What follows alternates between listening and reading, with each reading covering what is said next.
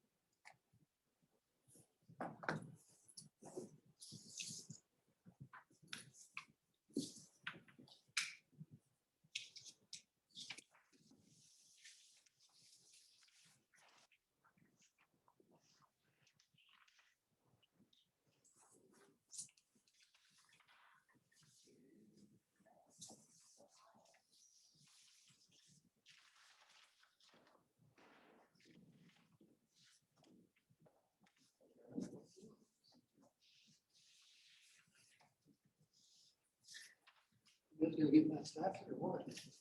Yeah, I hope so, man. Want something to happen. But I think it's probably a little bit out of shot. For the whole team.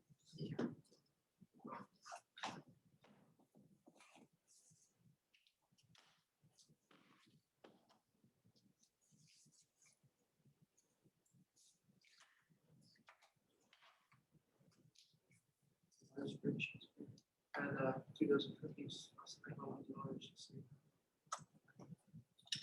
Good to you guys. That's a lot.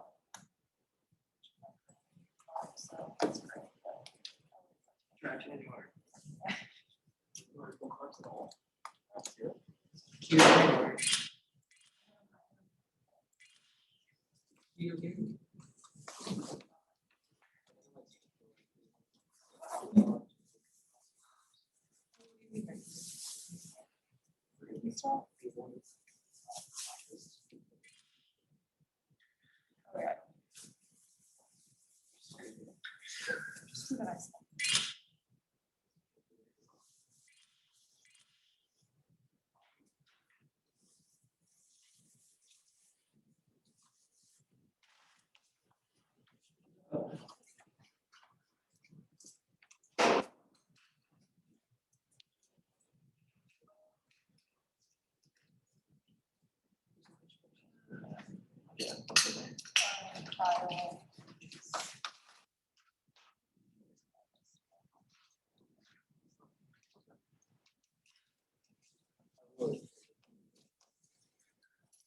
How many cookies did they make you?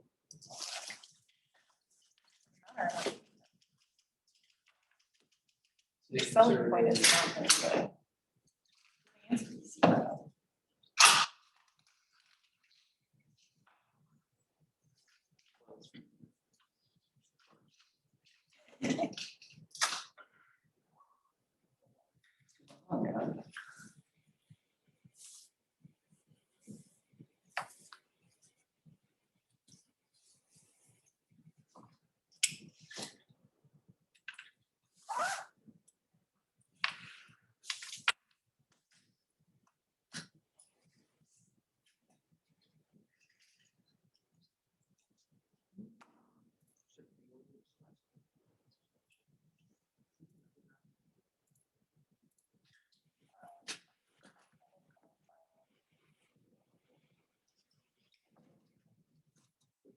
general, is it?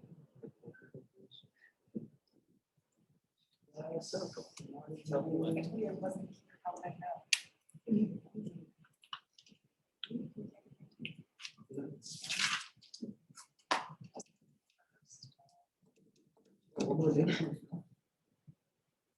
Spilled. I said I wasn't here, right?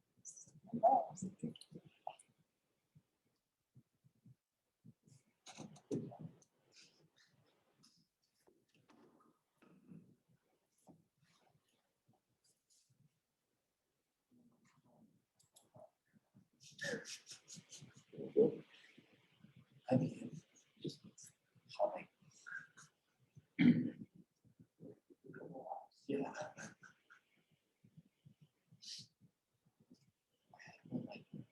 think we're like 30 minutes before I left department. There's no less flag. And I crashed it.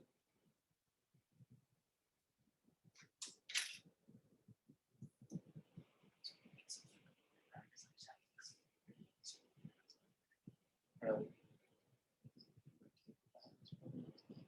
2 times caffeine.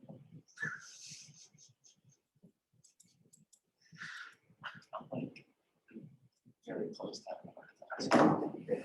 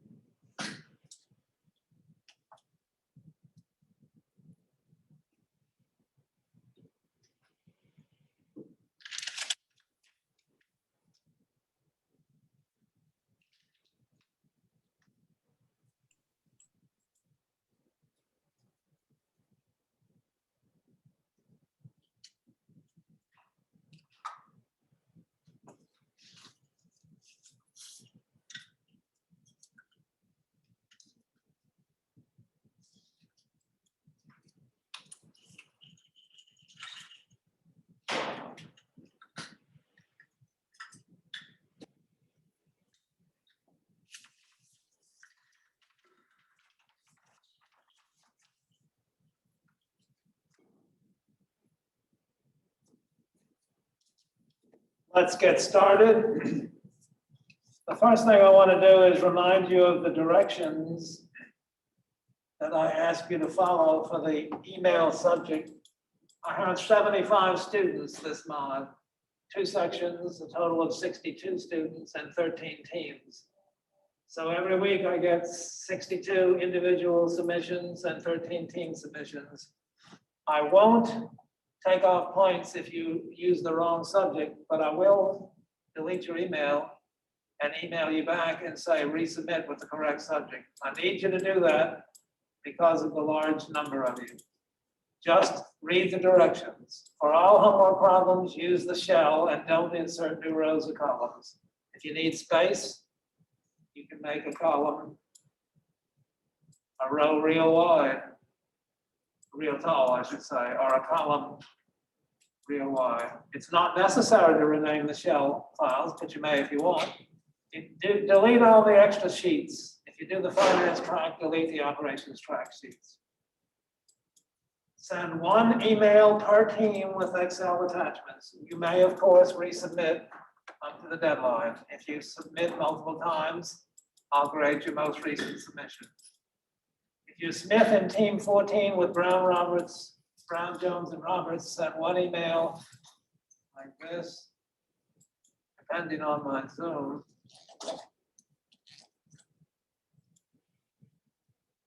The subject should be SS for spreadsheets. Set 1, team 14, if that's your team, and list all your team members. I'm flexible as to whether you use first name and last name or just last name. If you make a mistake and you spell out the word team, that doesn't matter. I'll correct it for you. I won't even notify you. But if you don't read the directions, I will reject your email and reply tersely, succinctly, resubmit with the correct directions. I need a separate email for the individual. And the reason is that I have so many that they go to the grader for a first pass.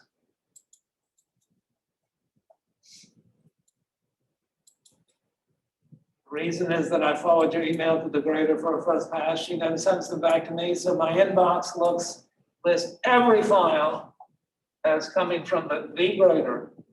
That's why I need your last names in the individual email subject and in the team email subject. Reviewing, we've been talking about pivot tables, including grouping, and tables, dynamic ranges that expand and contract easily. We saw a linear program last class for intern scheduling. And we saw a linear program last class for credit union investment. Today, ratio blending linear programs in operations and finance. I want to begin with Larry, hello? Yes, Could you share your screen, please? come on. Oh, my.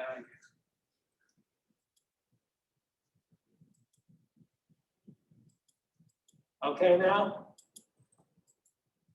Yes, thank you.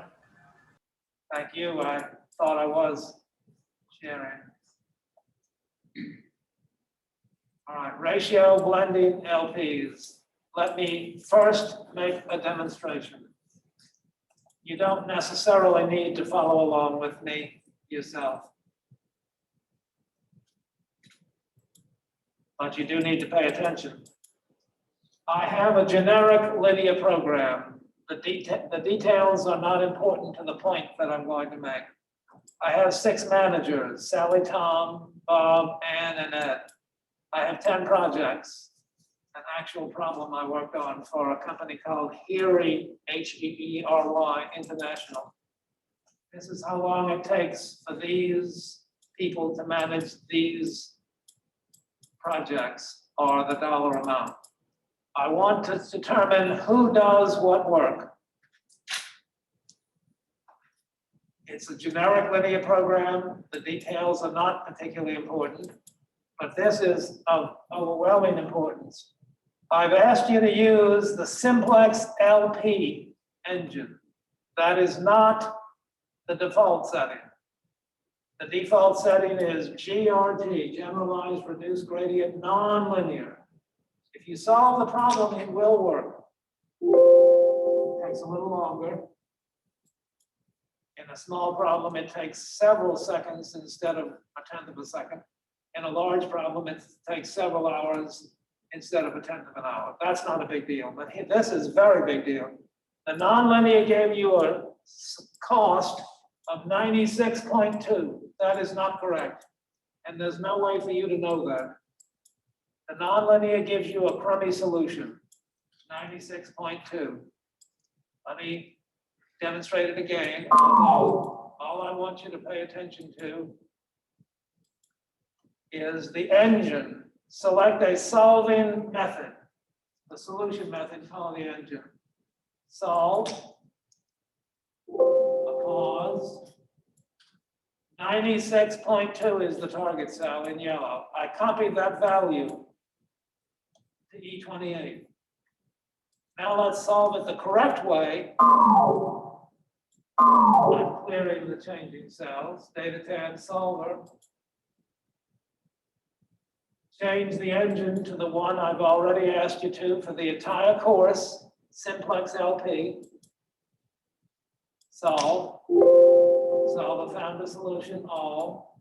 73 million instead of 96 million. That's $23 million savings. The Simplex LP's method should be used because it gives better solutions. On small problems, sometimes coincidentally, the other engine, the GRG nonlinear, gives the exactly correct solution on small problems. Rarely does it on big problems. So it is not appropriate to use the default engine. GRG nonlinear, nope, you have to change it to Simplex LP. You won't get full credit even if by luck solver returns the correct answer. Please remember that. Now let's go to the class pack. I have one question, Professor. Absolutely. What happens if a problem has more than one solutions? I have ready to discuss that, either in one of today's solutions. Let me write that down, your question, and defer it. What is your name, please? Manuel, Manuel Pascual Vaca Lopez? yes. Good question. I want to answer at an appropriate breaking point. And if I forget, I've written a note, so I won't forget. Okay, I want to go to the class pack. We're going to look at the types of problems that blending linear programs can solve. We're going to do a couple of workforce scheduling examples and spend about 2/3 of the class on advanced Excel for text worksheet functions, substrings. Blending problems modeled as linear programs extensively by oil companies originally. But the basic concept is also fundamental to finance problems, marketing problems, as well as operations, oil industry. The blending prototypical example is that the ratio of one quantity to other quantities is constrained. The amount of octane divided by the amount of gasoline blended has to be at least 10%. Both of these are variables. If you have something like x over y less than or equal to 5, that is not linear. But it's entirely equivalent to x is less than or equal to 5y, which is linear. That's a very significant point. Make sure you understand. X squared or x multiplied by y is not linear. A linear means if you graphed it, you'd get a straight line. X multiplied by y or x divided by y is not linear. And so you cannot use the simplex LP engine in the solver. But you can linearize it. It's x over y is less than or equal to 5. Multiply both sides by y. That much simple mathematics is required. Multiply both sides by y. And you get x on the left less than or equal to 5y, which is linear. If you have a constraint involving changing cells, the amount of octane divided by the amount of blending, the amount of octane divided by the amount of gasoline blended, at least 10%, or TV ads over all ads greater than or equal to 10%, or international investments divided by all investments less than or equal to 30%. Those are not linear because the denominator is a variable. They're not linear if the denominator is a variable. I hope it's fairly clear that x over y is not linear, but it is equivalent to x less than or equal to 5y.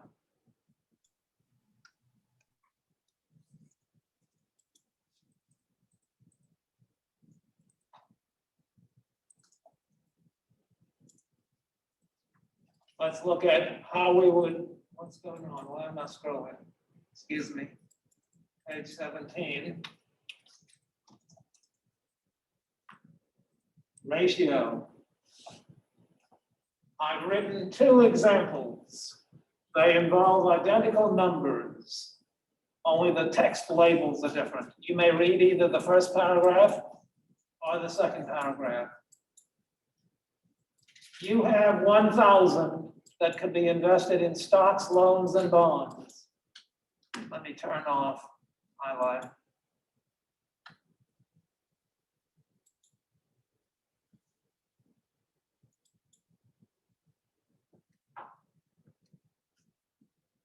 Invested in stock, loans, and bonds. Look at the red border cells. Stocks, dollar invested, loans, and bonds. Each dollar invested in stocks yields a dime. A dollar in loans yields 11 cents, and a dollar in bonds yields 8 cents. Blue-gray, there's the investment returns, data cells. Look at the green shading. At least 30% of all money invested must be in stocks. The ratio of investments in loans to stocks cannot exceed 70%. Those are not linear.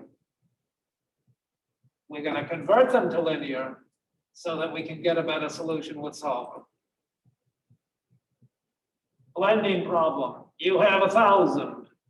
Finance, you have $1,000. Operations, you have 1,000 machine hours. That could be used for making A, B, and C. Finance that could be invested in stocks, loans, and bonds. Finance, 3 changing cells, stock, loan, and bond dollar investment. Operations, 3 changing cells. Hours dedicated to producing A, hours to B, and hours to C. In both cases, the summation of all the changing cells is less than or equal to the $1,000 blue-gray constant available. These are 2 separate models. One has nothing to do with the other.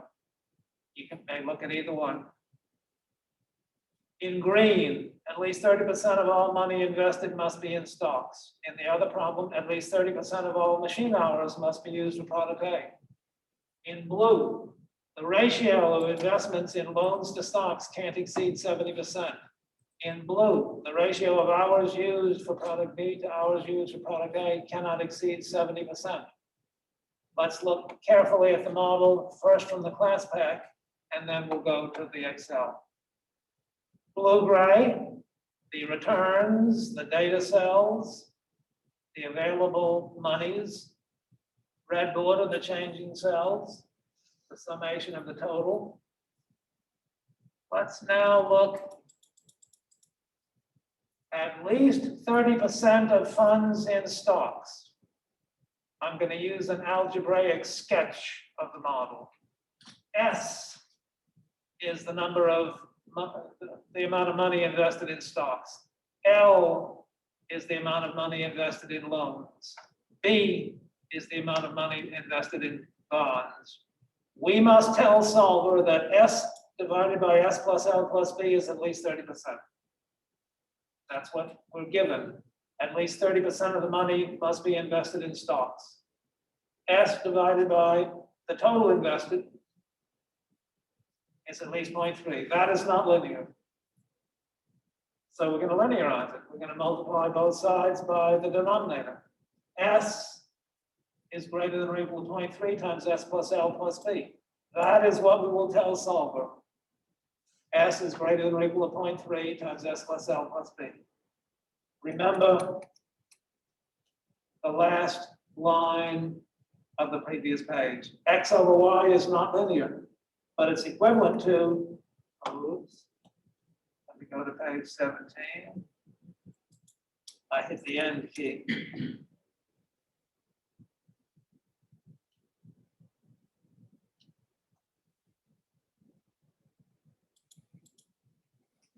X over Y less than or equal to 5 is not linear, but it is equivalent to X is less than or equal to 5Y, which is linear.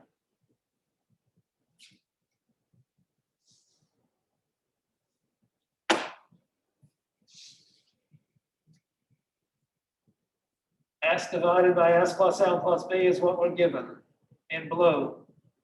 At least 30% of all money invested must be in stocks. We are required to tell Solver this. That's not linear, so we linearize it. And we tell Solver B11, that is S, is greater than or equal to D7. That's the 30%.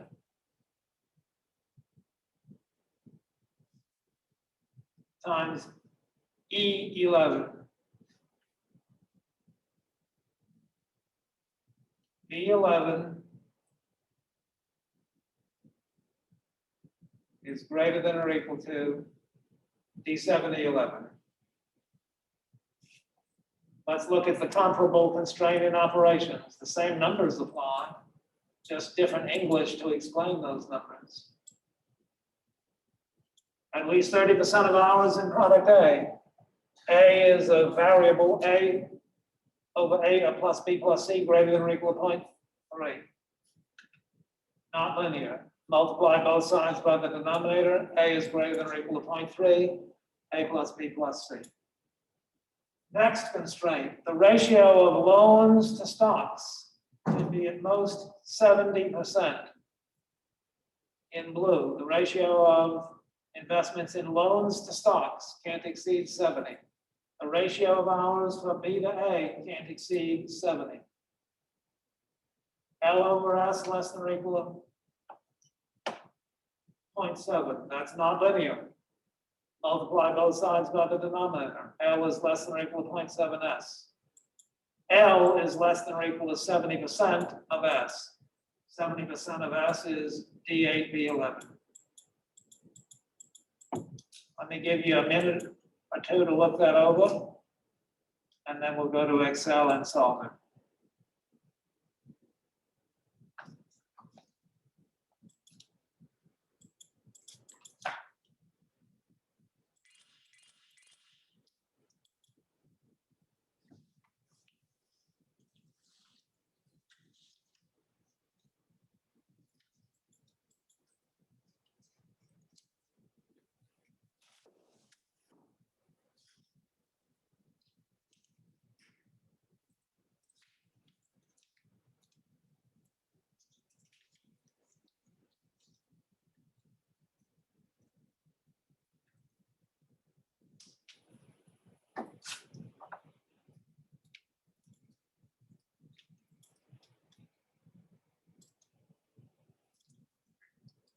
To Excel, invest manufacturing ratio constraints.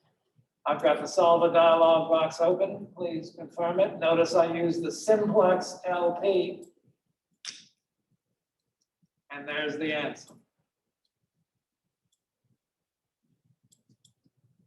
Notice in particular, the constraint is less than or equal to.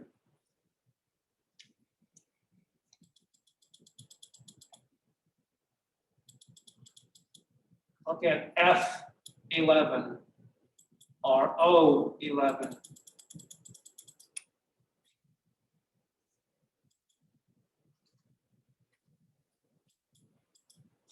Read my summary notes.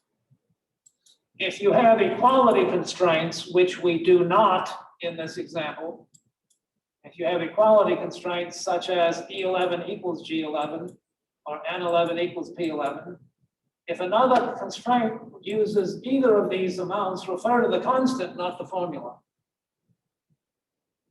The motivation, S divided by 1,000 is linear, but S divided by S plus L plus B is not linear.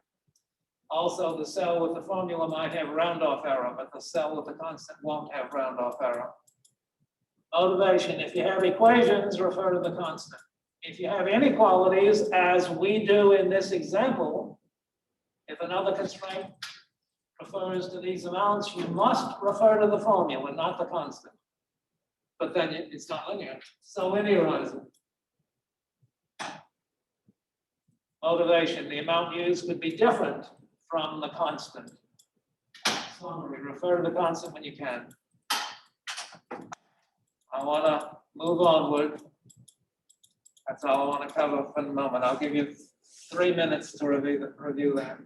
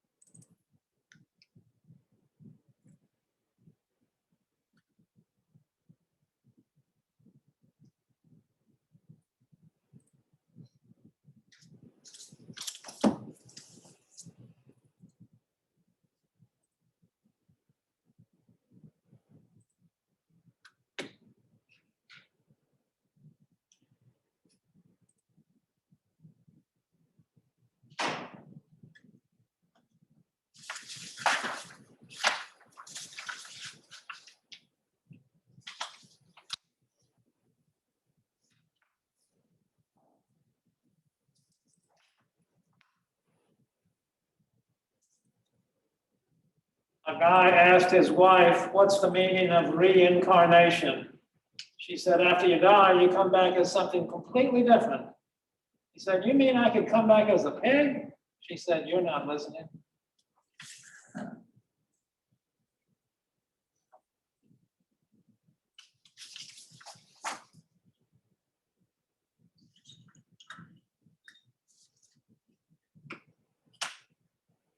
One more linear program, then we'll spend half the class. How do I turn off highlighting?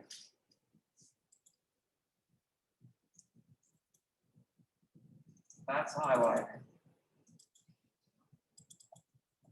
That's not highlighting. It toggles off, okay. Workforce scheduling. Airline ticket agents, telephone call centers, post office, back offices, branch bank offices. We have workers required in each time period. For example, a healthcare company requires different numbers of nurses. Let's see if I can, on each days of the week. Each nurse has to work 5 consecutive days and then receive 2 days off. For example, you could work Monday through Friday and be off Saturday and Sunday. The objective is to minimize the number of nurses hired while meeting daily requirements. These are the daily requirements. Monday, we need 60 people. Tuesday, Wednesday, Thursday, and Friday, each we need 70 people, but only 20 on Saturday and Sunday. Warehouse examples, same thing. There are 7 shifts that nurses could work. They could either work Monday through Friday. It's helpful to spell it out. Monday, Tuesday, Wednesday, Thursday, and Friday. Or a nurse could be assigned to Tuesday, Wednesday, Thursday, Friday, Saturday, or Wednesday, Thursday, Friday, Saturday, Sunday, etc. You can start on any day of the week. There are 7 shifts. We have to decide how many people work each shift. Text verbal model, choose how many nurses to assign to each shift to minimize the total nurses. We're going to have 7 variables. I'll sketch it algebraically, but in Excel, we're going to have 7 changing cells. How many people start on Monday? How many people start on Tuesday, and so forth. The Monday constraint says people there have to be at least 60. X1 is the number working Monday through Friday. I have these shift numbers. X1 is the number of people assigned to work those days. X2 is the number of people assigned to work those days. The Monday constraint involves X1 because they are there on Monday. The Monday constraint does not involve X2.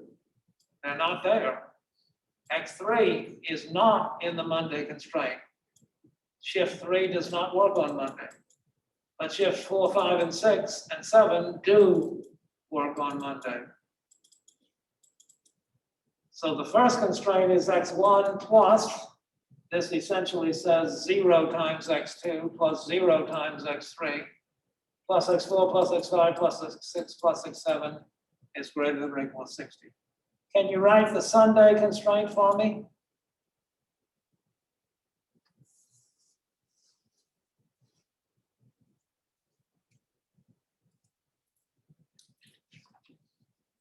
I'm going to give you the answer to this one, then I'm going to ask you the question for the next one. The Sunday constraint is X3 plus X4 plus X5 plus X6 plus X7 is at least 20. X3, 4, 5, 6, and 7. Why? Because those are the shifts that are working then.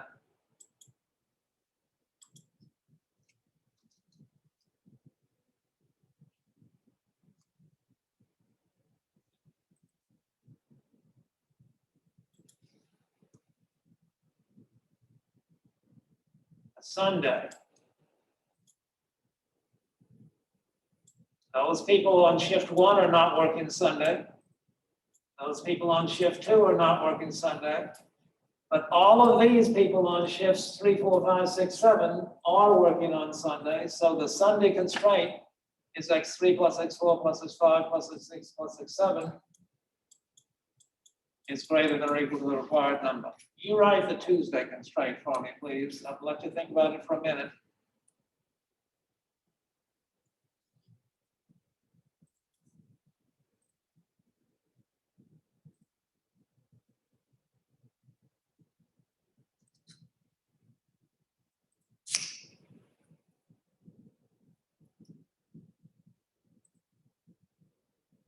Is X1 in the Tuesday constraint? Yes. Is X2 in the Tuesday constraint? Yes. Is X3 in the Tuesday constraint? No. Good job. X1 plus X2, but not X3, not X4, X5 through X7. Maybe you find this preliminary thinking helpful. You don't need to use algebra. I'm going to work this problem for you twice. You'll recognize, I think I did this for the Shell Credit Union last class, the indicator constants method.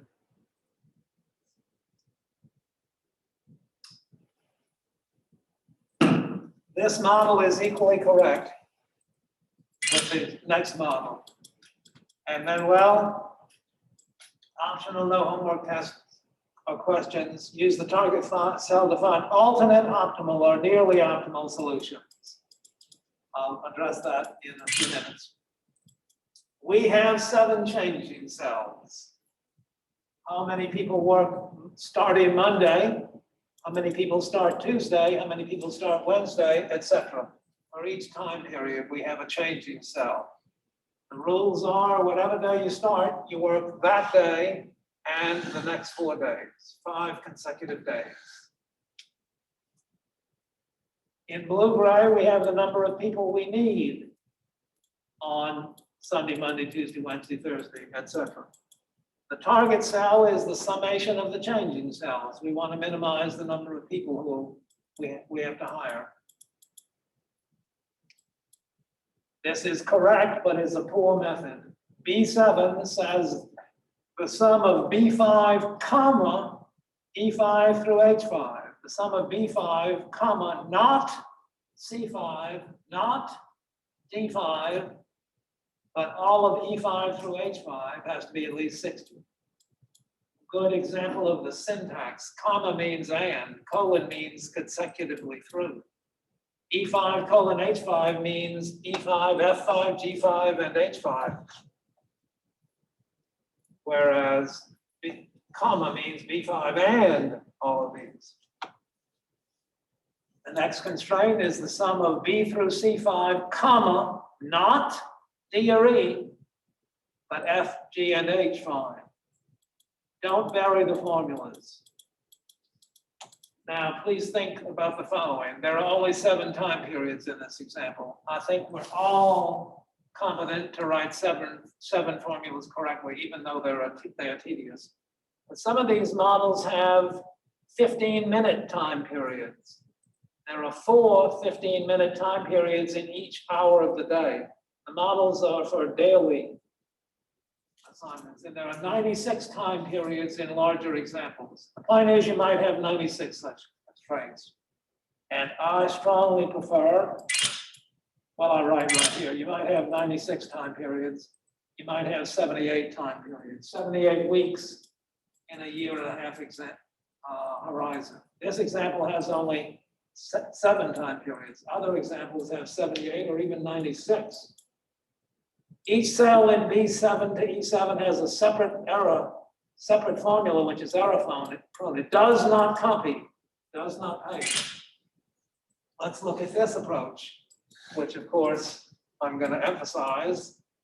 I'm going to ignore the poor method and emphasize the good method. Look at the columns. If you start on Monday, you are there Monday, Tuesday, Wednesday, Thursday, Friday, but not Saturday and not Sunday. If you start on Tuesday, you are there, not Tuesday, excuse me. If you start on Tuesday, you are there, not Monday. You are there Tuesday, Wednesday, Thursday, Friday, Saturday. You're not there Sunday. If you start on Wednesday, you're not there on Monday, you're not there on Tuesday, you are there on Wednesday through Sunday. All right, separate concept. That's just preliminary concept. Here is the entire correct model. We have a square range. That doesn't look square, does it? But that's got 7 rows and 7 columns. So technically it's called a square. I don't care if you call it rectangular or square. We have 7 columns. And thus save 7 changing cells, 7 days, 1 column for each day. Each day of the week has a changing cell. How many people start working that day? With the understanding that they work 5 consecutive days. 7 changing cells, just like the previous poor sheet. The target cell is the summation of all the changing cells, just like the previous sheet. We form the columns. If you work starting Monday, 1, 1, 1, 1, 1, 0, 0. If you start working on Tuesday, 0, 1, 1, 1, 1, and a 0. You start on Wednesday, 2 zeros and 5 ones. Interestingly, after you form this range column by column by column by column, the rows are exactly what you want. There is a constraint for Monday. We need 60 people there. Let's look at this gold cell or orange cell. It's the people who are there on Monday, and the right side is greater than or equal to 60. For Monday, the people who are there are greater than or equal to 60. The people who are there are 1 times the people who start on Monday, plus 0 times the people who start on Tuesday, plus 0 times the people who start on Wednesday, plus 1 times the people who start on Thursday, and so forth. That's got to be at least 60. That formula copies down to the rest of the range. In this example, only 7 cells. In other examples, 78 or even 96 cells. If you do the operations track homework problem, I think it's set 2. It will involve a scheduling problem like this, and I recommend you use this column approach. If you have 7 time periods, that means you have 7 changing cells and 7 constraints. For each time period, you have a changing cell and a constraint. 7 time periods, Monday through Sunday, 7 changing cells, 7 constraints. The target cell is the summation of all the changing cells. Regardless of which formulation you use, the poor method or the correct method, you're going to get 77 for the target cell. Every linear program's optimal target cell is unique.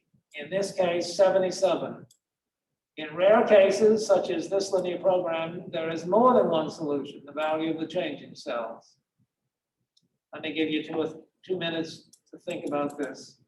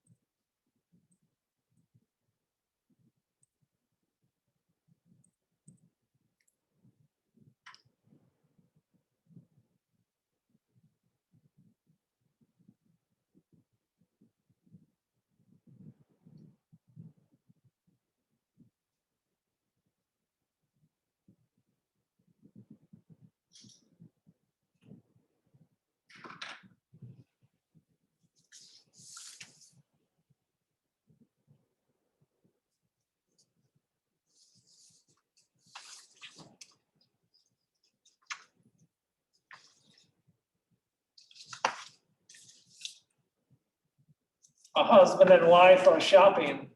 He puts a case of beer in the cart, only $15. She puts a jar of face cream priced at $30 in the cart. She says, "This will make me look beautiful." He says, "Don't buy it for only half the price.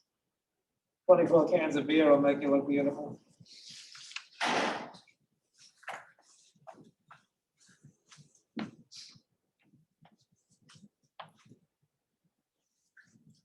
Manuel, would you repeat your question, please?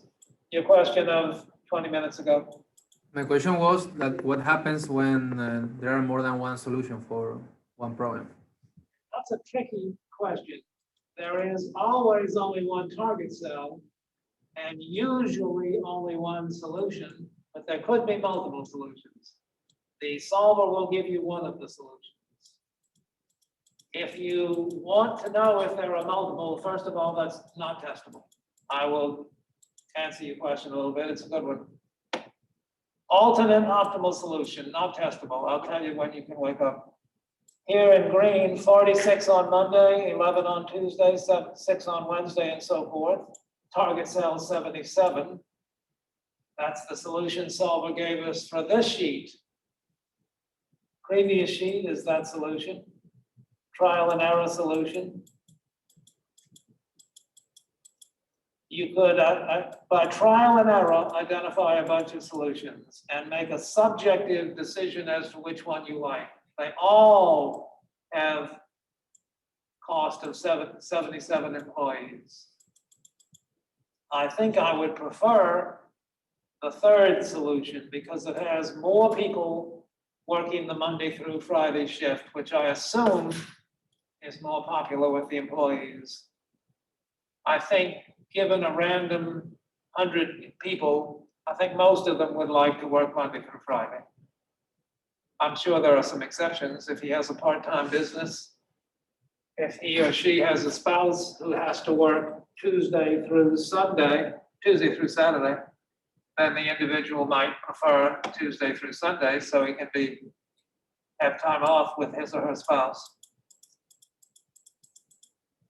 Suppose a linear program with minimum cost of $1 million assigns too much to an untried new supplier. You could try a new solution that purchases more from trusted suppliers. If the target cell is a little bit more expensive, you might subjectively prefer the more expensive solution, which buys very little from untrusted suppliers. You might not like the cheapest solution because it's assigning too much to an untried new supplier. And well, I'll be happy to talk to you about this outside of class. Initiate the conversation. Now let me go to strings, text worksheet functions.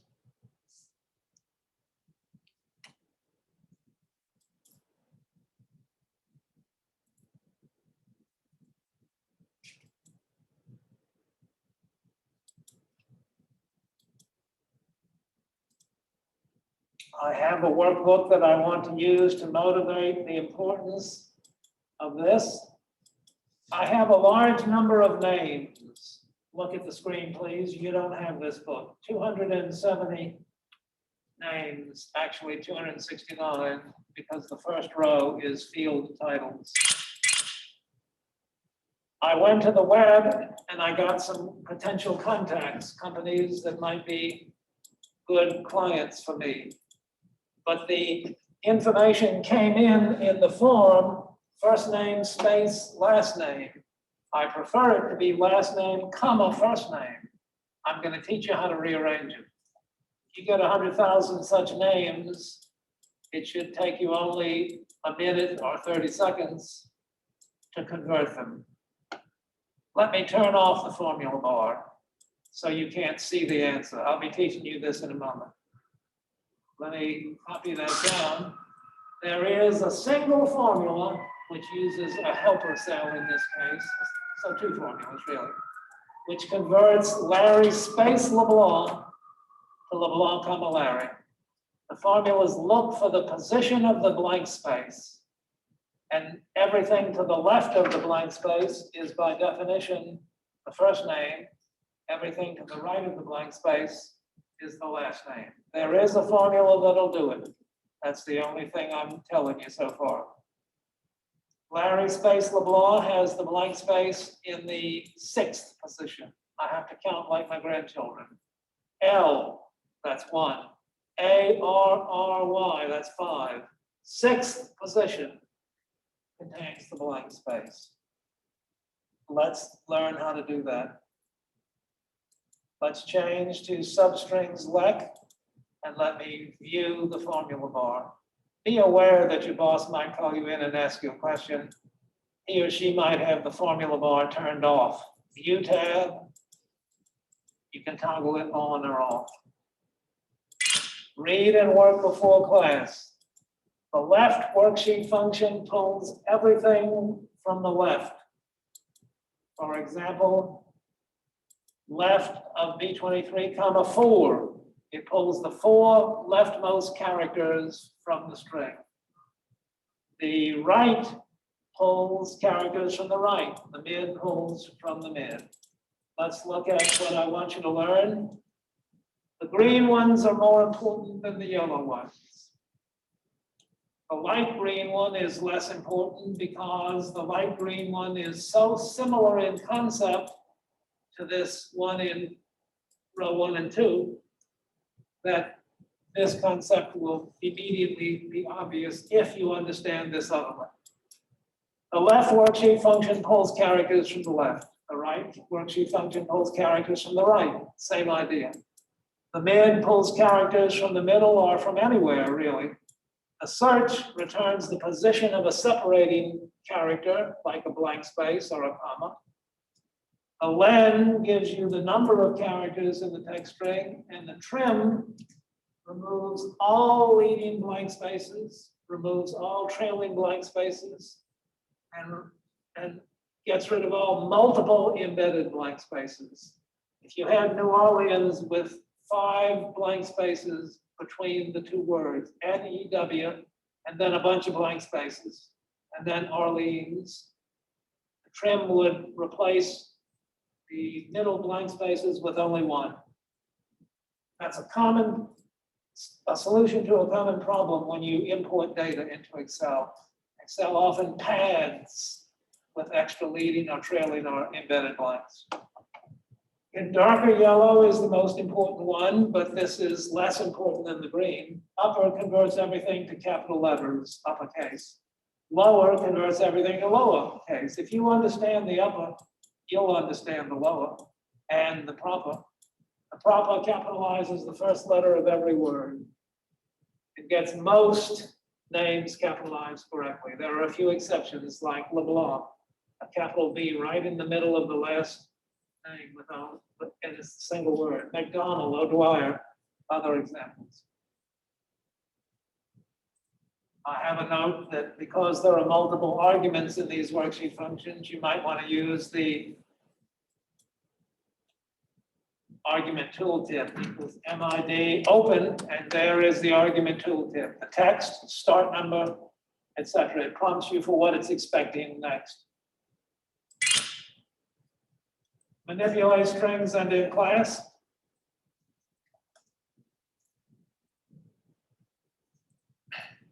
I have a date expressed informally, 2019, February 14th. That's Valentine's Day.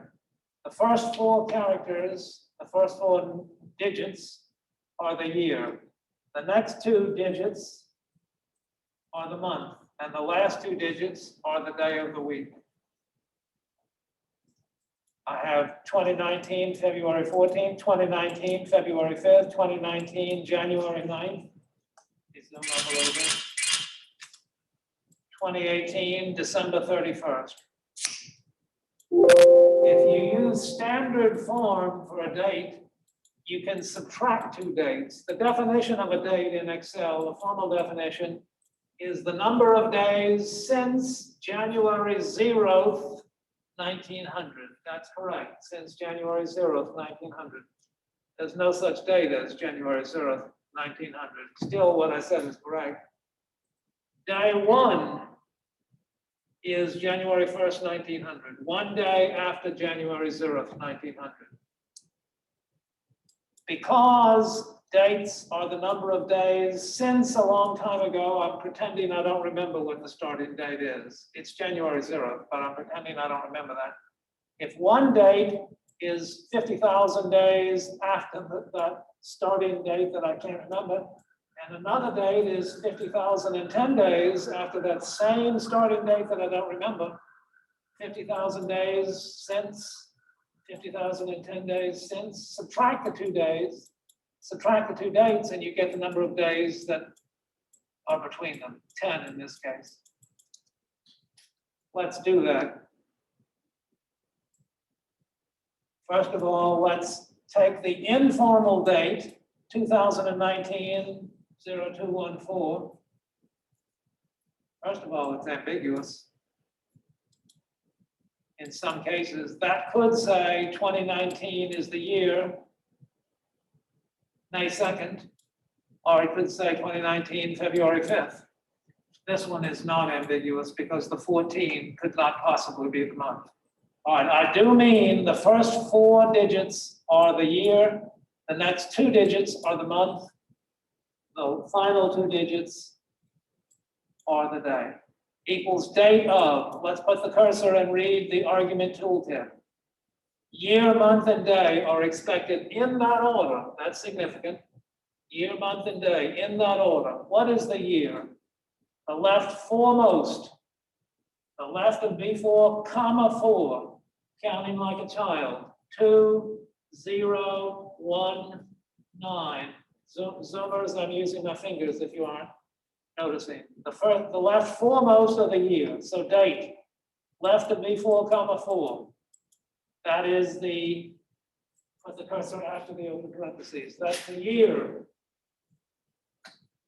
The next argument, Excel is expecting the month, the middle of B4, starting in the 5th position, taking a total of 2 positions. That means the 5th and the 6th position. If we want the 5th and the 6th, we write 5, comma 2. Starting in the 5th position. Look at my fingers. 2, 0, 1, 9. 4 digits for the year.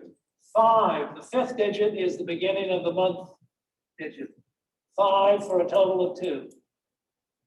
Followed by the day is the right 2 most digits of B4.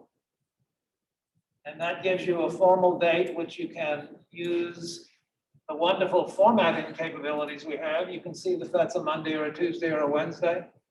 You can change this to February 14th if you prefer, or FEB 14th. Let's go back and review these string functions. I asked you to do this for the homework. The left returns the leftmost characters. The right, equally important, but lighter green, because if you already understand that the left returns the leftmost characters, then you will immediately understand that the right worksheet function returns the rightmost characters. Mid takes them from the middle, or anywhere really. You specify the starting position and the number of characters or digits you want to take. Search gives the position of the separating character. Len gives the number of characters, digits if it's a number, characters if it's a name. If it's Vanderbilt, V-A-N-D-E-R-B-I-L-T, that's 10, the len is 10, and trim removes. All right, let's copy this down. It's already copied, but we can copy it again. Equals date of left of B47, put the cursor at the red font. Let's take the today worksheet function. That is the number of, that is today's date, 100 hours. 1 second after midnight, essentially. Right now it's 8 minutes, 7 minutes to 4, something like that. The today worksheet function returns January 27th at 100 hours, the very beginning of the day. Minus C4, that tells me Valentine's Day of a couple of years ago was 713 days ago. subtracting the days. 2019, February 5th was 722 days ago. 2019, January 9th was 749 days ago.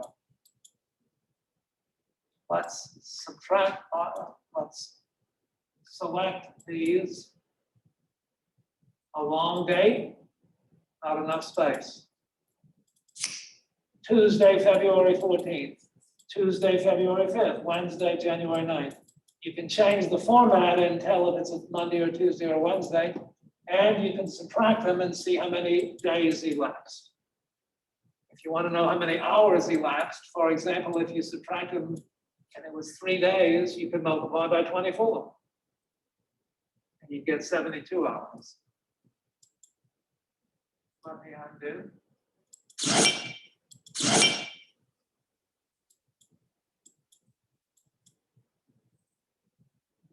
I note that I like to use the Alt Enter, Mac Option Enter.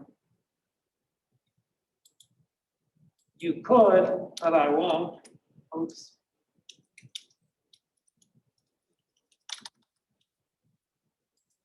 Enter a formula like that. I find that hard to read. Date of left of mid.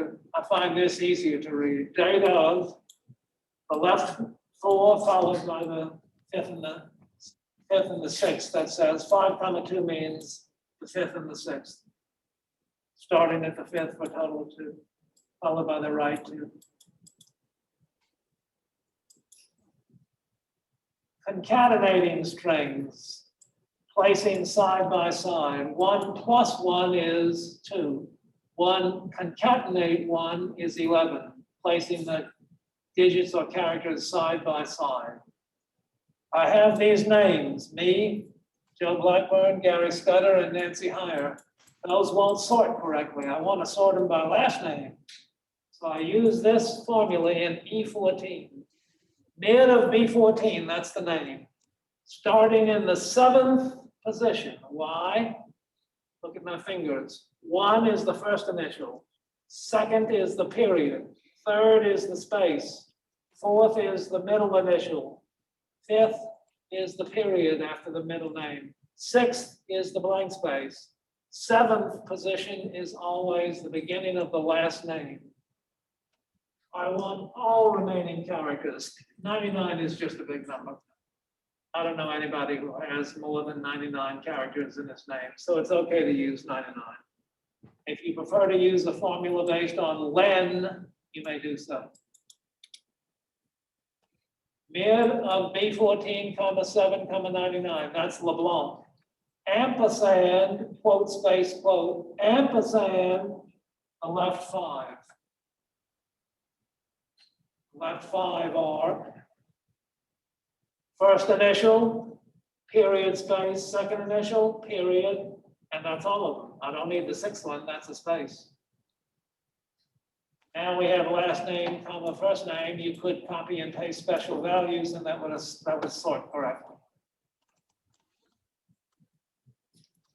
Converting to lowercase, less important. If you have badly capitalized names, you can use uppercase equals upper of B21 or lower of B21 or proper of B21, which will come close. It'll be perfect for about 95% of the names. But it'll miss on O'Dwyer, McDonald, McDaniel, LeBlanc. Let's look at J19. I have some sensitive information. In this example, Social Security numbers. In other examples, credit card numbers or bank account numbers. I want to produce the pattern, but I want to display the true Social Security number, only the last 4. I use quote, star, hyphen, star, hyphen, close quote. Ampersand the right 4 actual digits. So the display is a bunch of stars, 7344, copies down. Then if you hide column K and print or PDF the file before sending it to others, you have truly suppressed the confidential information.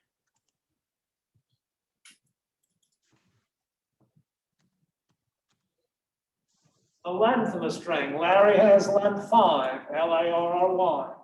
If there were leading or trailing blanks, the length would include those. 1.2 has length 5, that seems odd, until you realize it's based on the content, not on the display. 1.2 is the display, but that's not relevant. The content is 1.234, which has length 5. 0.000 is the display of B27, 0 is the content, the length 1. Excuse me. I thought that was silence. It's silence down. Take 2 minutes and review what I've said.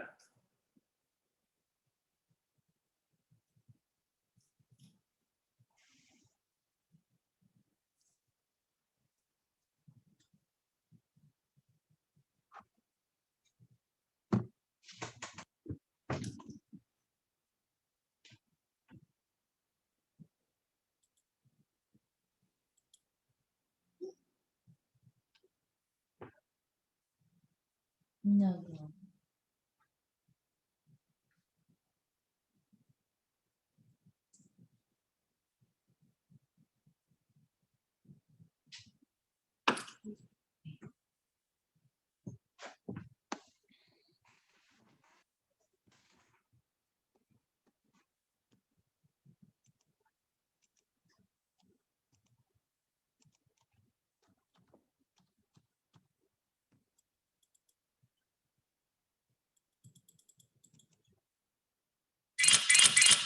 You can use LAN to verify that phone numbers contain 10 digits.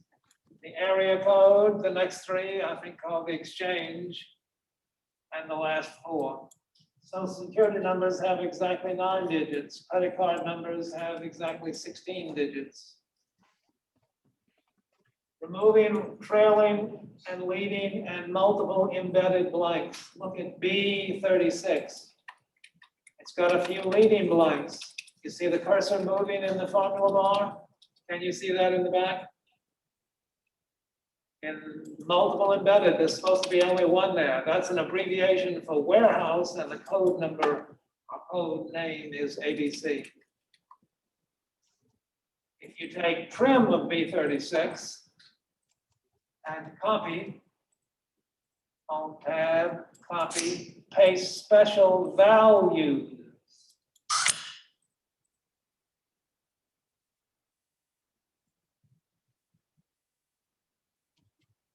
Then all the leading and all the trailing blanks are gone. Undo that.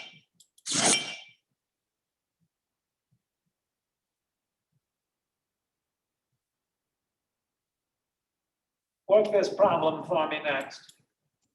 Starting in row 38. We have the name of the location of the warehouse, Chicago, the type, rented or owned or long-term leased or short-term leased.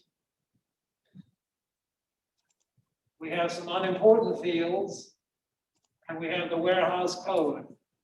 I would like you to give me a formula that will display Chicago rented C2645. I'll give you 60 seconds to think. And then I'll call for a volunteer.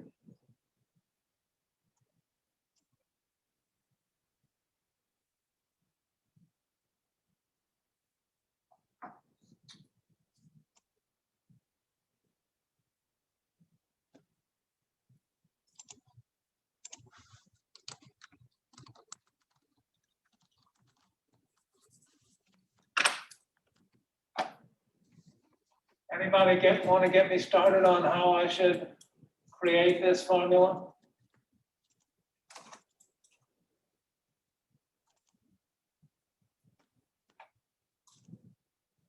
How about one hand on the equal sign, equals, click on the Chicago, type an ampersand, click on the rented, type an ampersand, click on the warehouse code and enter, and that's close to what I want.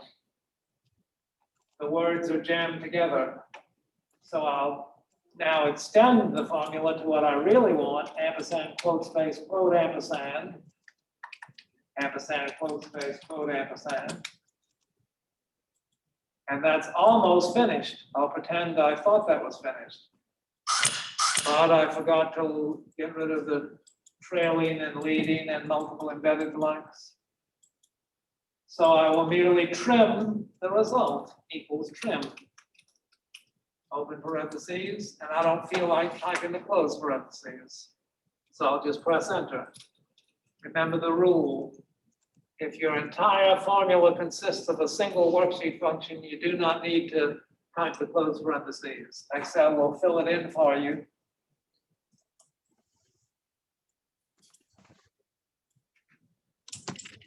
Asking your permission. There we go. That's the formula I'm looking for. Trim of B40 in a space and C40 in a space and F40 in a space.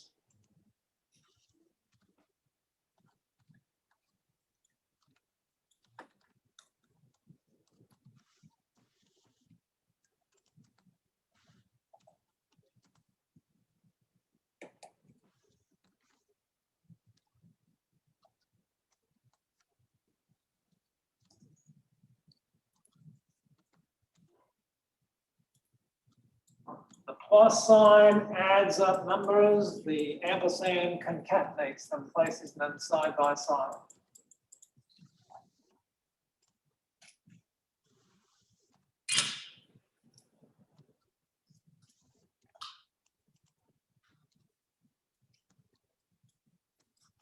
Let's work the next problem. I'm going to give you some preliminary concepts. In class 2, convert name format.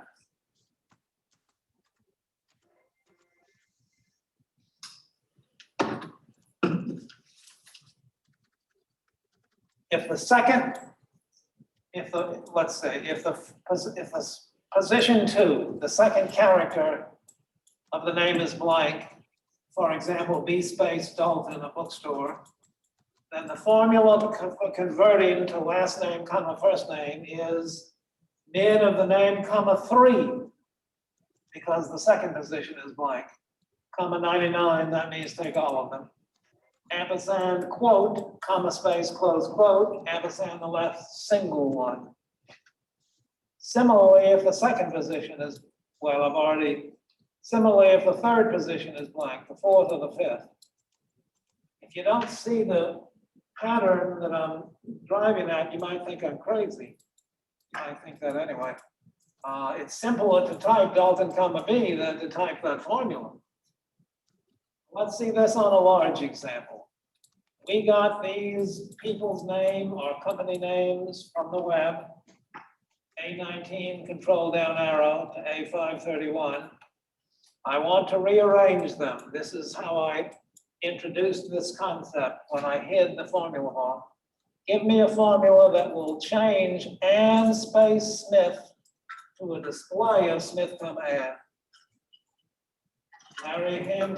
Larry space Hancock to a display of Hancock, comma, Larry.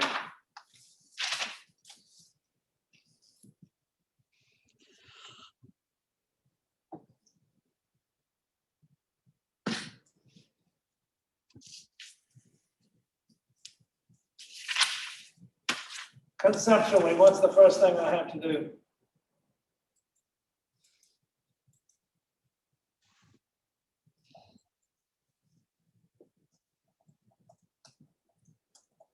Somebody tell me what I need to do first.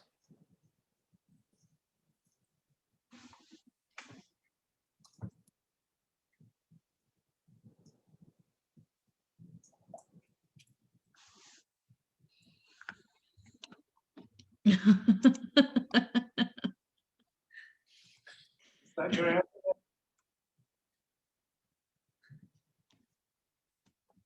I'm laughing with you.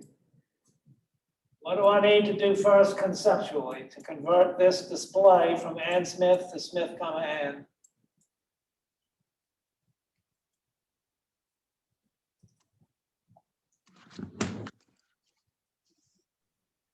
You start with the equals right function.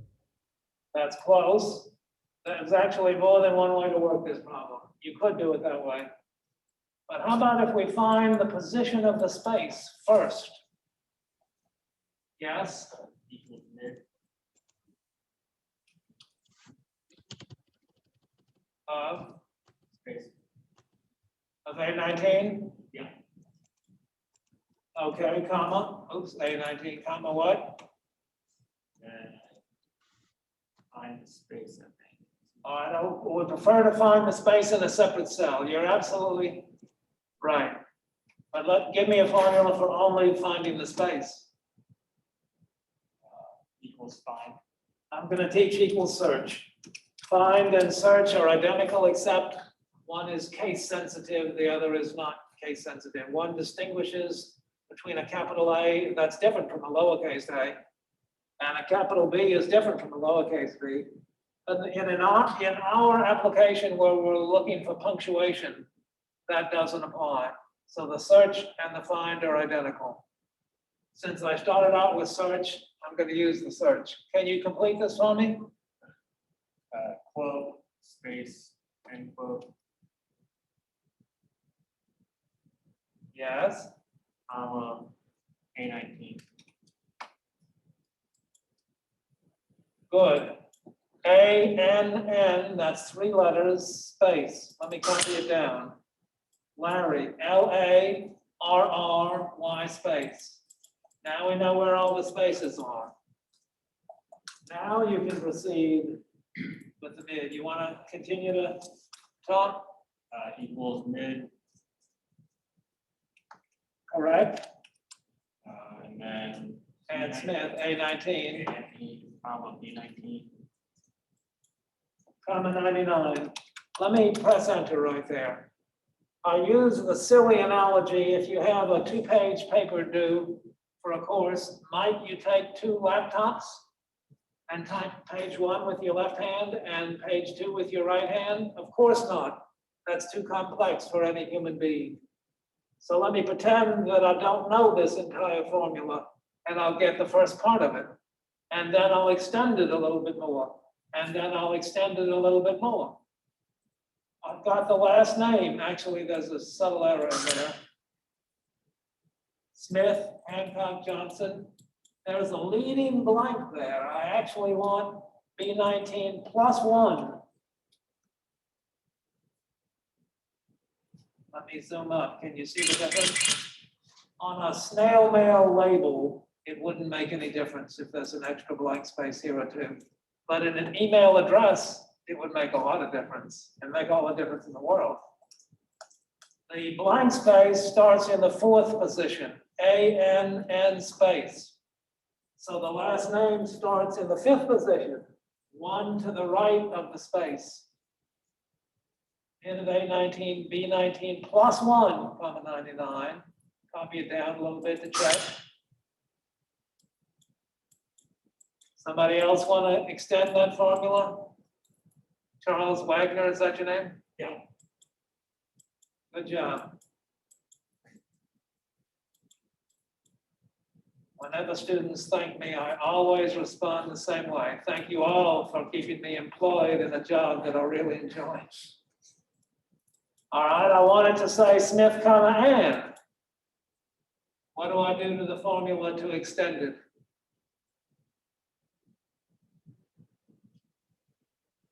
Yes, You'll do the ampersand, quote, comma, space. comma, space. And you might choose to stop right there, depending on how advanced you are. Man, it sounded like you're ready to finish the whole thing. But for those of us who are mere mortals, Smith, comma, and there is a space, although you can't see it in the cell, you can see it in the formula. Hancock, comma, and finally we'll complete the formula. I can put all the blank spaces I want, except between quotes. I have to put open quote, comma, single space, close quote. Ampersand, now I'm ready for an expression for the last name. What worksheet function are you going to use? Ampersand left. Ampersand left. Continue that for me. So open colon, A19, comma, then B19 minus 1. The left is going to give me the ANN again. You want to consider changing that to something else? The leftmost, or it's going to have the A and possibly the N, depending on how many you take from the left. It's going to pick from the left. So now it's not the left. It's tempting to use the right worksheet function, but that's not going to work.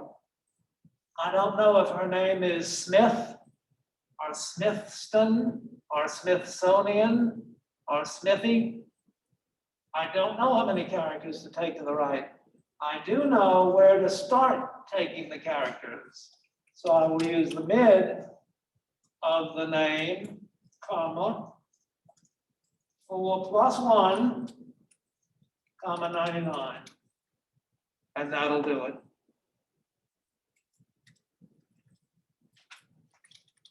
It's tricky, but Excel is visual, so if you make a mistake, it's usually obvious. Oh, the last name is the mid. Wait a minute, I misspoke to someone who I was talking to. I wanted, darn it. You're absolutely right. I was thinking of the next problem. Ampersand left, I beg your pardon. Whoever was speaking, go ahead, I apologize. Ampersand the left what? I said the left is wrong because that would give you the A and the N and the N, but in fact, that's what I want is the A and the N and the N. Sorry, folks. You want me to do this for you, or did I rattle you out, for which I apologize? No, that's fine. You would just then go back to your name, A19. A19, how many? B19 minus 1, which would give you the number of letters in your first name until the space appears. You're absolutely right.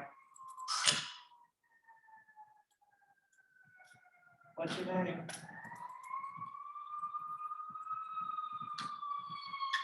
What's your name? What's my name? I'm Dominic. Say it slower. Dominic. John. Okay, good job. Search for a blank space, that's the helper cell. And the formula is mid of the original name, comma, B19 plus 1, 99, and a comma space in quotes, and the left of A19, B19 minus 1.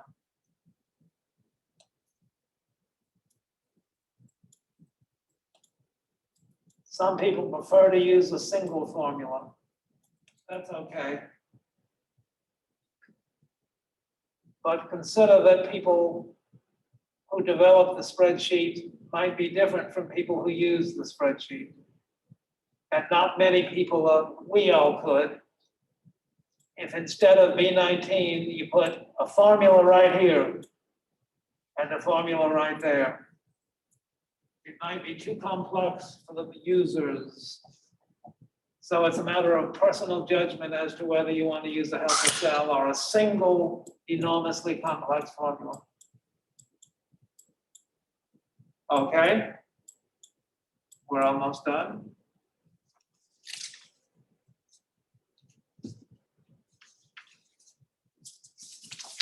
That's the formula that I'm looking for. Search for a space and then use that.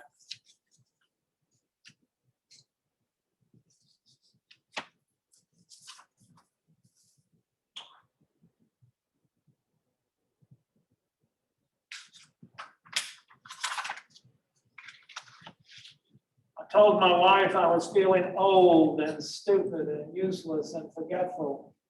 She tried to comfort me. She said, "Don't be silly, you're not old." I wish I could see your faces smiling. I'm not old, but I am, by implication, stupid and useless and forgetful. Let's go through one more strings example. Shell, more strings examples. I'll give you 1 minute to catch up.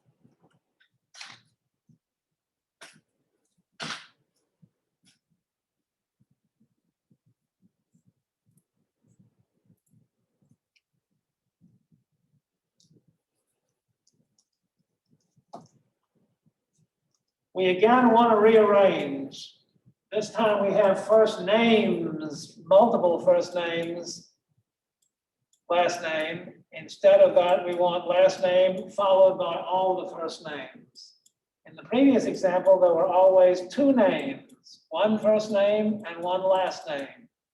Ann Smith, we wanted Smith Ann. Matthew Hancock, always two names. In the next example, we have an unknown number of names. That's my middle name, Larry, middle name Joseph LeBlanc. Sue Jones has only two names. Ed J. Brown has three. Al Robert J. Jones has four names. Albert Einstein had no middle name. Chang Zi has only two names. Let's see how we would do that. Two things you need to remember. The length of the string. All right, middle sheet. Sheet one, length of string. The number of blank spaces in a string is the length of the string minus the length of the string with all blanks removed. For example, if we have Al Cox with a bunch of extra blanks in there, space AL, space, space, COX, space, that has 9 characters. Al Cox with no spaces has 5 characters. Therefore, there were 4 blanks. We don't know how many names there are for a given individual motivation. There may be 3 names, Larry, Joseph LeBlanc. There may be 2 names, Sue Jones. There may be 4 names, Al Robert Jake Jones. We're going to find out how many names there are by finding how many blank spaces there are. The length of the string, concept using a range, which is helpful for conceptualizing, but using a cell is what we really need. Blank, blank, Al, blank, blank, Cox, blank. There are 9 spaces in cell, 9 characters in T7. The len of T7 is 9. We're going to use the substitute worksheet function. Substitute in T7 all of the quote blank quote with quote quote. That's the last thing you have to remember. Substitute in the name T7 all of the blank spaces, quote space quote, change it to quote quote. And I get Al Cox, one word, which has length 5, therefore there are 4 blank spaces. The substitute syntax is substitute of the text, that's the name. The old text, quote space quote. The new text, quote quote. And the instance number, all of them, or only the first one, or only the second one, or only the last one. Let's work the final problem. I want these names starting in row 19, already trimmed for your convenience. If that were not true, you'd trim them. You would say equals trim in a separate cell, but it's already trimmed. How many blank spaces are there in Larry Joseph LeBlanc? Copy down. Equals len of B19 minus the len of substitute of B19 comma, quote, space, quote, comma, quote, quote. 2 blank spaces, copy it down.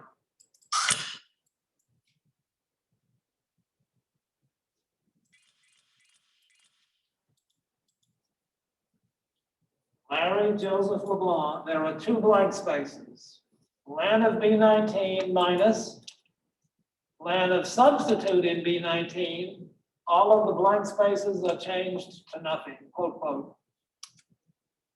I have 2 blank spaces in my names. Sue Jones has 1, Ed J. Brown has 2, Al Robert Jake Jones has 3.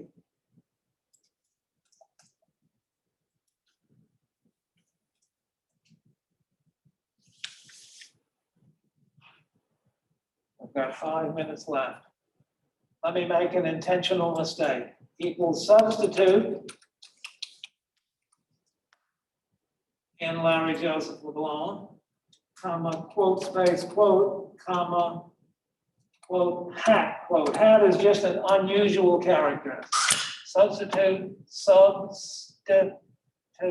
B19, comma, comma. There's the typo.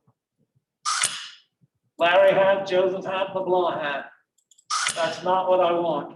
I want to put the hat or percent symbol or any unusual punctuation mark like an exclamation point only in the last blank space.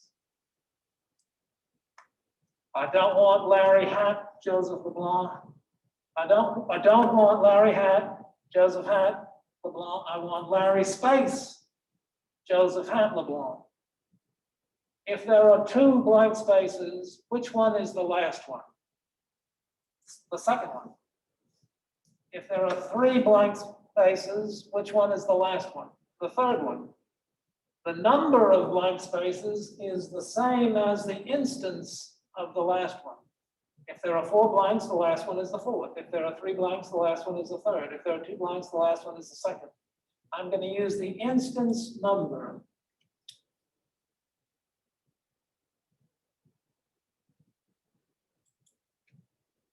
And now I get all the first names followed by a hat, followed by the last name. That's the big conclusion. That's what I'm looking for. All of the first names followed by a hat, followed by the last name. Remember, I have an unknown number of names. First name, maybe a middle name, maybe not, maybe 2 middle names. First name, last name, Ed, middle initial. Find the number of blanks and change the last blank space to a highly unusual character that would never appear in a name, like a hat. Now, I already know how to solve the rest of the problem. Search for the hat. Everything to the right is the last name. Everything to the left is the first names. Name or names. Position of the hat.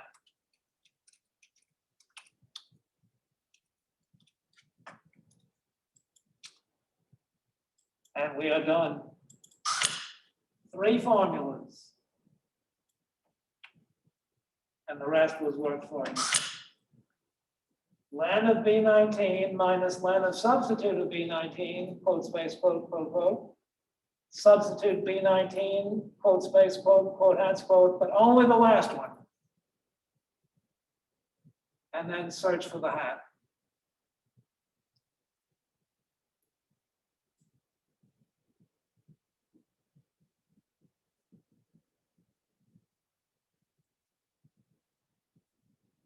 Review, motivation. I've got a bunch of names, a bunch of people. Ann Smith has only 2 names. Matthew Hancock has only 2. That was the example we worked 30 minutes ago. Everybody had a first name and a last name, nothing more. The next topic is, I don't know how many names. I have 2 first names and a last name, a first and a middle and a last name. Sue has first name and a last name only. Ed has first name, middle initial, last name. Al has first name, 2 middle names and a last name. The big picture is we're going to find out how many blanks there are. We're going to put a hat in the very last blank and take everything to the left of the hat That's the first name or names, and everything to the right of the hat is the last name. How many blanks? In C19, len of B19 minus len of substitute of B19, quote space, quote, quote, quote. Name with the last blank replaced with a hat, substitute of B19, quote space, quote, quote, hat, quote, comma, C19, only the last one. Position of the hat, same as the previous example. Now the first names are everything to the left. And it's the same as the previous example. All right, I had to kind of rush that. I'm asking you for homework to put in an hour on this workbook to review the left, right, mid, len search, to review my existing examples, and to review the solution for the in-class problems.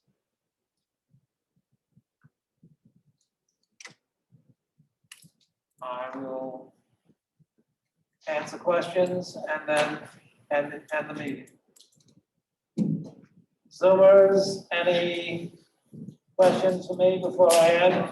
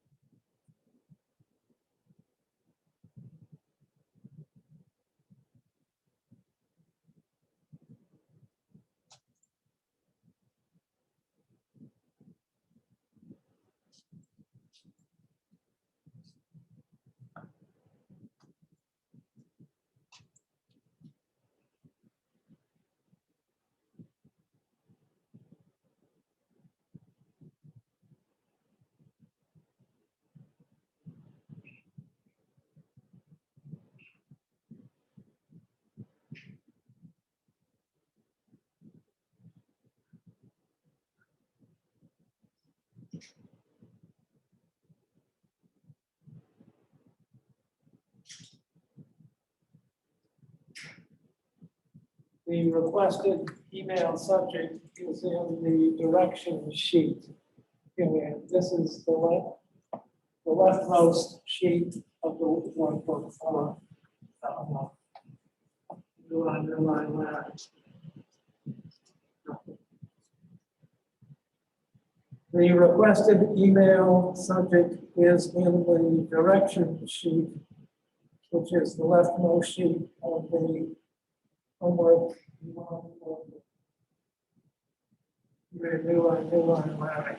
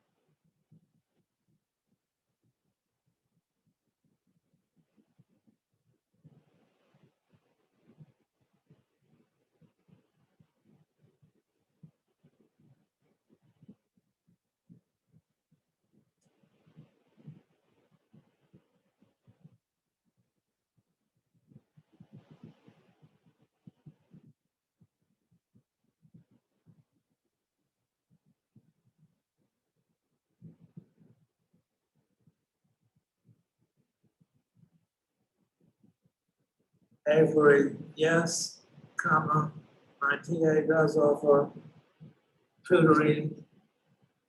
I pay for this, period. He is Thomas Moreno. Period. However, you must resubmit this homework with the correct directions. Email subject, period. See the leftmost sheet of the homework one workbook. New line, Larry.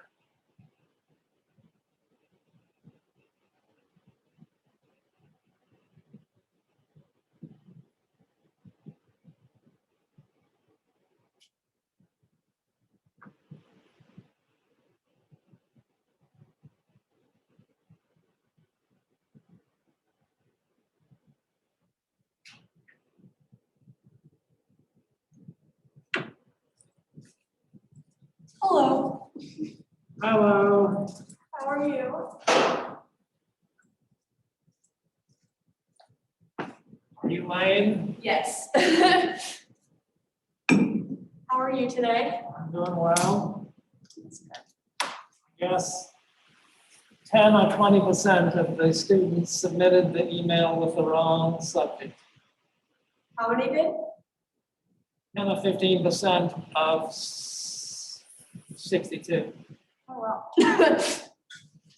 I feel like that's a lot, but I hope that I'm not one of them. We all make mistakes. I am forgetful of names. Some people are in a rush and they don't have time to read. They didn't realize there was an instruction. Yeah. Yes, one TA does something.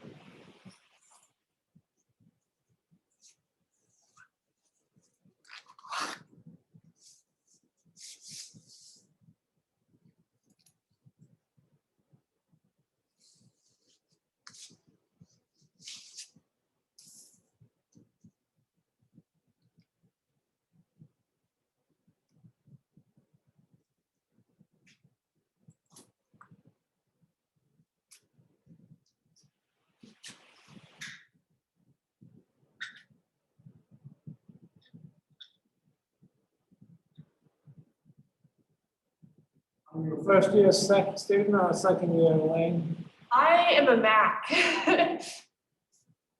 Did I teach you? I guess I did. Yep.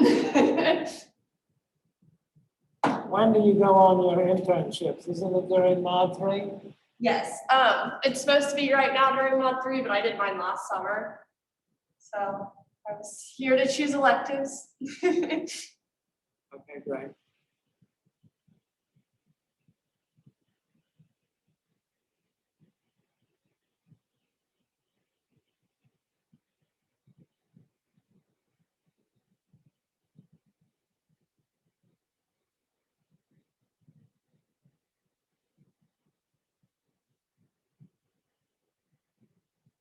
Allison, comment, no problem. Period. Every student is entitled to resubmit up until the deadline. Period. New line, Larry.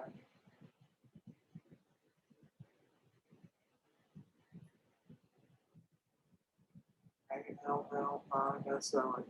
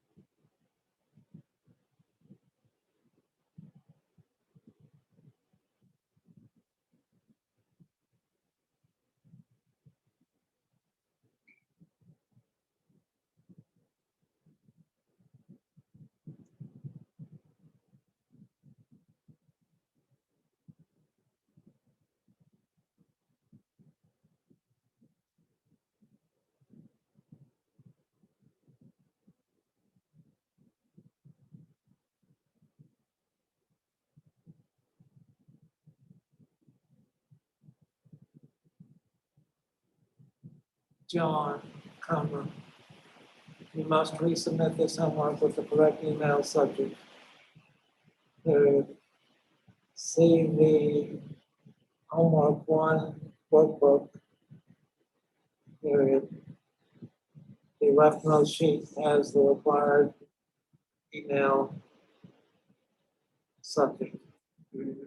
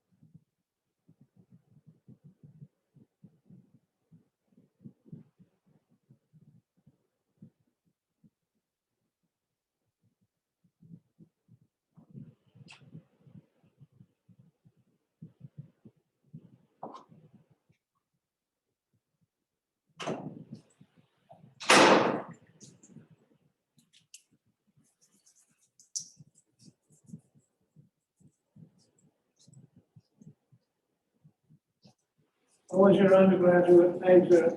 I think I might have asked you that last class. Yes, accounting. And then you were in management science, but now it's called operational research, right? Or operations research? Yes.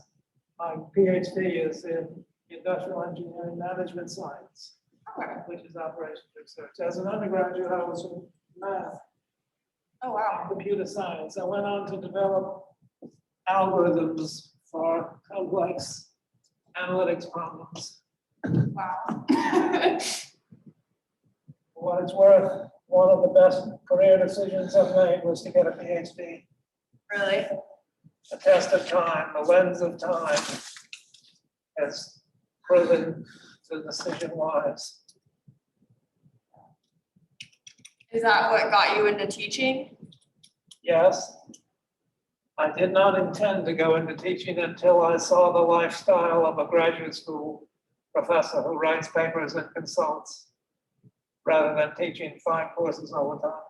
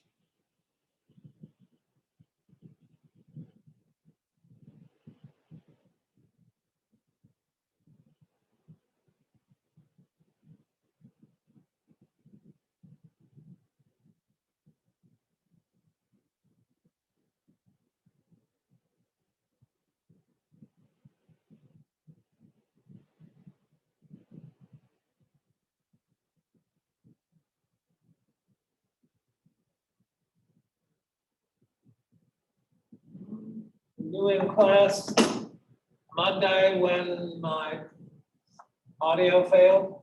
I was online for it, yeah. I had to do my class before online, and so I wasn't sure if I would be able to make it on time or not, which I could have, but So you confirm my audio suddenly disappeared. yes, yeah. It seemed to happen it seems to happen at the same time, because didn't it happen one other time?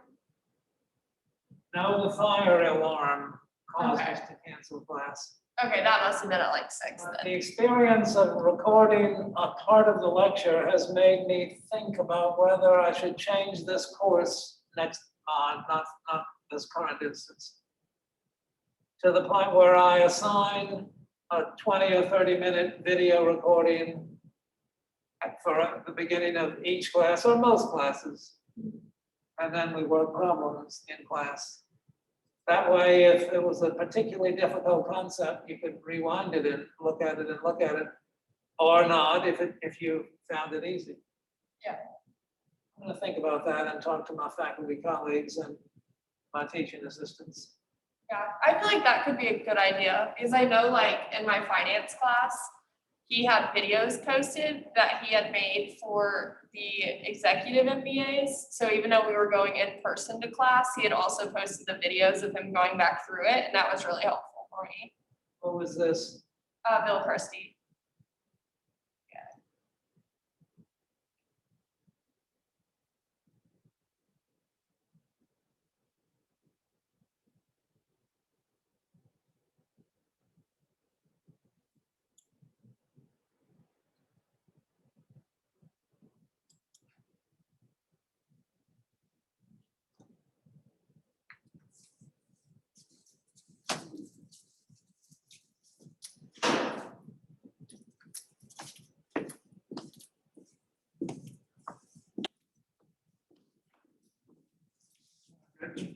Hi Larry, how are you?